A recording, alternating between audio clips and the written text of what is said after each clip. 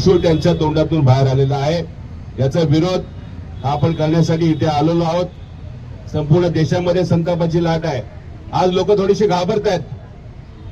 कशाला घाबरत आहेत? कारण या यंत्रणा संपूर्ण त्यांच्या बरोबर आहेत। या यंत्रणामधले काही चांगले अधिकारी असतील परंतु ते सुद्धा दबावाखाली आहेत।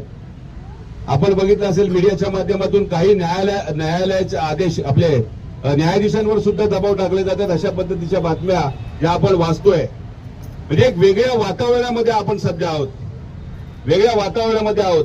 याचा हा विरोध नक्की होणार। एक ना एक दिवस याचा मला वाटतं आगडूम म्हणजे कुणाचं नुकसान व्हावं अशी आमची इच्छा नाही, परंतु हा जो बांध आहे, रागाचा बांध आहे, हा कधी ना कधीतरी फुटणारच आहे। आणि त्यावेळेला मात्र या लोकांना परदेशात जावं लागेल।